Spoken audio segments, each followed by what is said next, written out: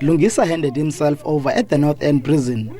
Last week, the Supreme Court of Appeal dismissed his application to have his 2-year sentence reduced or converted to correctional supervision. His legal team is now appealing to the Constitutional Court. The process only begins when all responding affidavits have been lodged. As far as the Constitutional Court application is concerned, they have got 15 days within which they can then file their notice of intention to oppose, and then they've got 30 days thereafter to file their papers. So it's still going to be quite some time before anything is going to happen as far as the Constitutional Court case is concerned. Lungisa labelled his incarceration as part of a witch hunt by some ANC leaders in the province.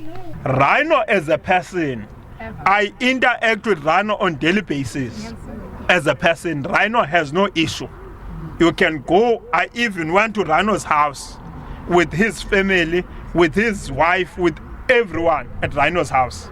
He has no issue. But he says every day, please Lungisa, your case, it resides with your leadership, not with me as an individual. Lungisa was out on bail of 10,000 rand while awaiting a ruling by the Supreme Court of Appeals.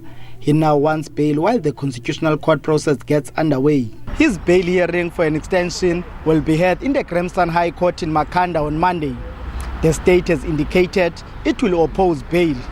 For SABC News, I'm Mcebisi Ngqina in Port Elizabeth.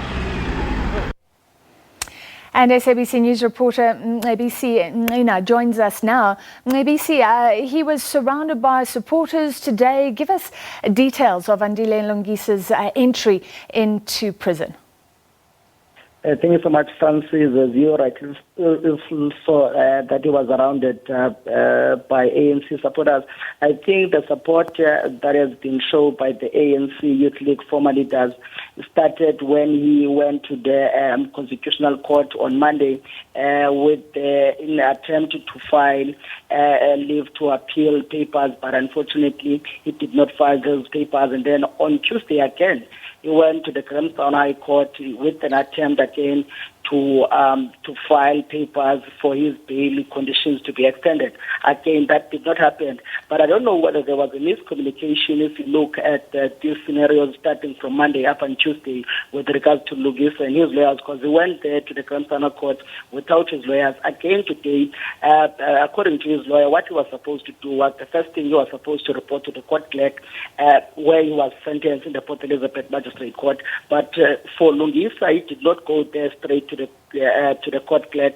He went to the North End prison, where he's going to be in custody for over the weekend while awaiting for his bail application or hearing on Monday. But then again, he was told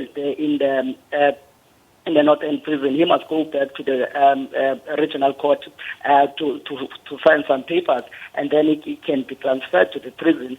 But outside, as early as 8 o'clock in that North End prison, there were scores of ANC supporters, including local councillors that are part of the Nelson Mandela Bay Council, also including the EFF councillors, and members of the EFF party also came to support Andile Lungisa.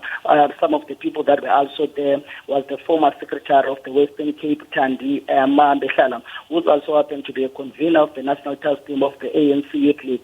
But what Andile and also the same with these members of the ANC, their message that they were raising, they were talking about the injustice in the court as Andile launched a scathing attack, especially to the judiciary. He started with the magistrate Monekenon that sentenced him to 3 years in prison with 1 year suspended, saying that there's a third hand involved, especially with the provincial ANC leaders here. He said the magistrate colluded with PA leaders so that he could be given that sentence. He went as far going to the Grahamstown High Court, where also his appeal was denied. He was saying that the judge president is coming from Mthatha, where some of the politicians that are holding high-profile position in government in the Eastern Cape are coming from. And then he went as far as to the bench of judges in Bloemfontein that presided over his appeal that was denied last week. That judgment came out last week in the Supreme Court of Appeals, again saying that most of the judges that were there were female. He says after that judgment, his appeal was denied. most of the husband of those that they got a job into the office of the Premier. So he was very emotional about that, saying those incriminating statements when he was addressing those ANC members that were outside waiting for him in the North End prison. All right, well, let's see how the courts treat him next week. He wants the Constitutional Court to look at all of this, hoping to be released, even though he will spend at least the weekend in prison. What about his standing in the ANC? Has he stepped down, do we know, as a councillor and as an ANC branch task team member? Because that was requested by the ANC itself, the regional task team.